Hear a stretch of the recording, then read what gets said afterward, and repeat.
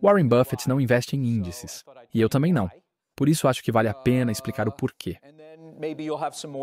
Quem sabe assim, você tenha mais informações para decidir por si mesmo o que faz mais sentido para você. De certa forma, isso não deveria ser tão complicado. Tenho um amigo que é cirurgião ortopédico e lidera um grupo de especialistas da área. Ele me convidou para falar sobre o mercado de ações em um jantar, e eu pensei, beleza, são pessoas inteligentes e bem instruídas, eles vão entender. Então, durante uns 35 minutos, expliquei como o mercado funciona e tudo mais. Mas aí começaram a surgir perguntas do tipo, o petróleo caiu $2 ontem, o que eu devo fazer? Ou, o mercado subiu 2% ontem, como eu devo reagir? Naquele momento, minha conclusão foi que eu tinha falhado miseravelmente.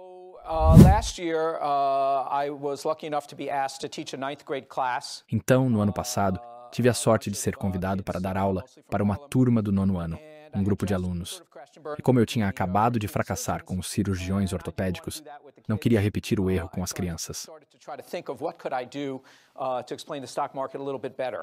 Foi aí que comecei a pensar em uma forma melhor de explicar o mercado de ações. No primeiro dia de aula, entrei na sala e distribuí algumas fichas. Trouxe esse pote de jujubas aqui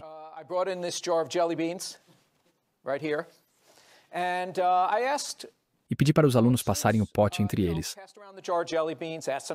observarem bem, fazerem suas próprias estimativas e anotarem seus melhores palpites sobre quantas jujubas havia ali.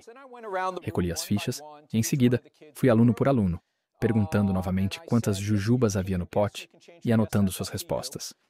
Eu disse, vocês podem manter seus palpites ou mudá-los, fica a critério de cada um. No final, a média das respostas nas fichas foi de 1.771 jujubas. No pote, havia 1.776. Ou seja, foi um resultado muito bom.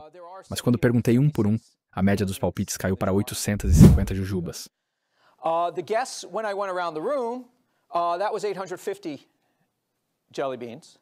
Então expliquei para eles que o mercado de ações, na verdade, funciona como um segundo palpite, porque todo mundo acaba sendo influenciado pelo que acabou de ler no jornal, pelo que ouviu de alguém, pelo que viu nas notícias. E esse segundo palpite é exatamente o que acontece no mercado de ações. Já o primeiro palpite, frio calculado, foi aquele em que eles realmente analisaram, tentaram entender a situação antes de dar uma resposta. E foi um palpite muito melhor. Esse palpite não é o mercado, mas é onde eu vejo a oportunidade. Uma vez por ano, na minha aula na Colômbia, pelo menos nos últimos 5 ou 6 anos, alguém sempre levanta a mão e pergunta algo assim, Ei, Joel, parabéns. Você está nisso há 35 anos. Tem um ótimo histórico. Mas e agora? Existem mais computadores, mais dados, mais processamento. O jogo não acabou para nós? Não existem hedge funds demais? Concorrência demais? Isn't the party over for us? Isn't it just more hedge funds? There's just a lot more competition. Isn't the party over for us? Meus alunos em geral são estudantes de MBA do 2º ano, com uma média de 27 anos de idade. Então eu respondo o seguinte: vamos voltar para a época em que vocês aprenderam a ler. Vamos olhar para o mercado mais acompanhado do mundo, os Estados Unidos. Let's take a look at the most followed stocks within the most followed market in the world. Those would be the S&P 500 stocks. E agora vamos olhar para as ações mais acompanhadas dentro desse mercado, as do S&P 500, e ver o que aconteceu desde que vocês aprenderam a ler. De 1997 a 2000, o S&P 500 dobrou. De 2000 a 2002, caiu pela metade. De 2002 a 2007, dobrou de novo. De 2007 a 2009, caiu pela metade mais uma vez. E de 2009 até hoje, mais que triplicou.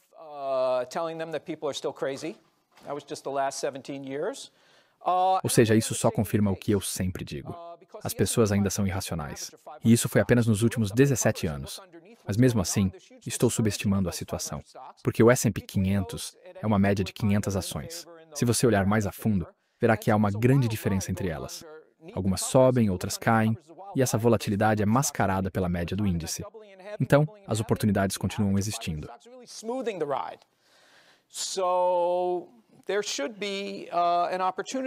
Se você realmente entende o que são ações, há algo que eu sempre digo para meus alunos no primeiro dia de aula.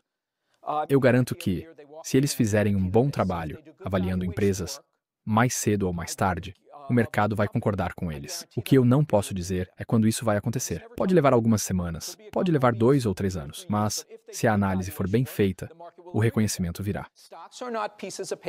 Ações não são apenas pedaços de papel que sobem e descem aleatoriamente, onde as pessoas tentam encaixar fórmulas complexas para medir risco e retorno. Ações são participações reais em empresas. Seu papel é analisá-las e, se fizer sentido, comprar quando estiverem baratas. Então, se você acredita no que Ben Graham dizia, que essa linha horizontal representa o valor justo e que essa linha ondulada ao redor dela são os preços das ações, e se você segue um processo disciplinado, comprando quando os preços estão abaixo da linha e vendendo quando estão acima, o mercado está constantemente oferecendo oportunidades. O problema é que a maioria das pessoas não supera o mercado, não por falta de oportunidades, mas por questões comportamentais e de incentivos. Agora, deixe-me mostrar rapidamente como avaliamos ações. Não é nada complicado, e eu acredito que a maioria de vocês vai entender.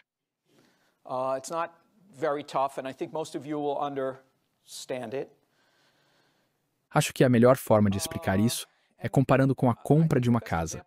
Para manter os números simples, imagine que alguém esteja vendendo uma casa por $1 milhão. Seu trabalho é decidir se esse é um bom negócio.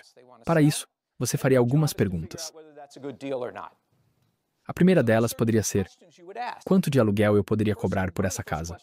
Se essa casa de $1 milhão gerasse um aluguel entre $70 mil e $90 mil por ano, ou seja, um rendimento de 7%, 8% ou 9%, esse já seria um critério de avaliação.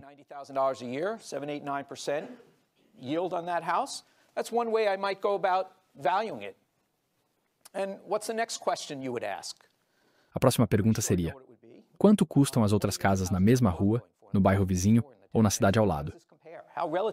Quão barata ela é em relação a todas as opções que tenho agora? E é exatamente isso que fazemos.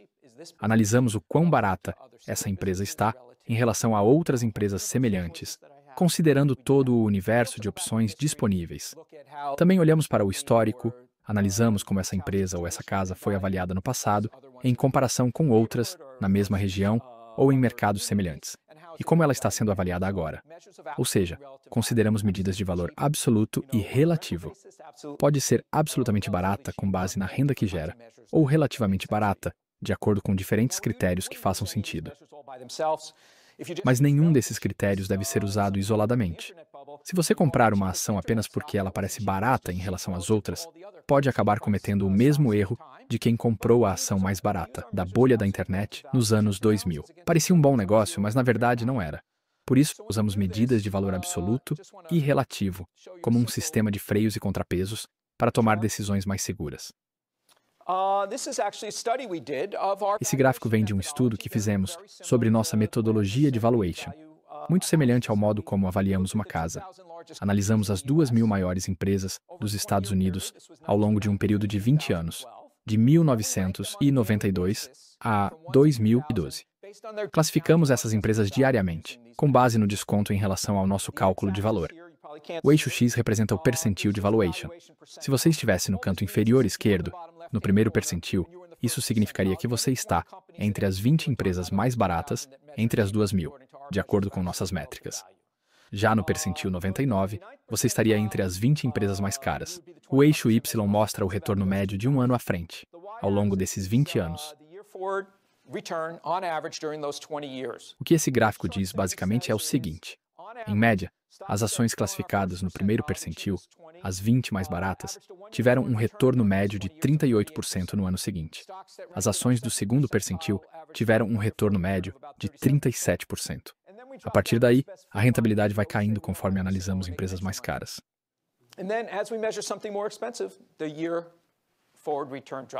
Se você estivesse na minha aula na Colômbia e eu perguntasse: o que fariam se pudessem prever quais ações teriam os melhores retornos? E se a sua resposta não fosse algo como comprar as ações no canto superior esquerdo e vender a descoberto as do canto inferior direito? Eu provavelmente te expulsaria da sala, porque isso é óbvio. E por sinal, é exatamente o que fazemos. O ponto mais importante a entender é que ações são participações em empresas reais. Agora, naquele gráfico que mostrei, que funciona com uma precisão de 90%. Por que todo mundo não faz isso? Bom, infelizmente, não é assim que parece quando você está vivendo esse processo. Isso é uma média de 20 anos. Se eu mostrasse apenas 3 ou 4 anos, a correlação seria muito menor, talvez 0,55 ou 0,6. Se o que fazemos desse certo, todos os dias, todos os meses, todos os anos, todo mundo faria, e então deixaria de funcionar. Mas não é assim que acontece. E o motivo pelo qual continuamos firmes na nossa abordagem, mesmo quando ela não parece estar funcionando, é aquele gráfico.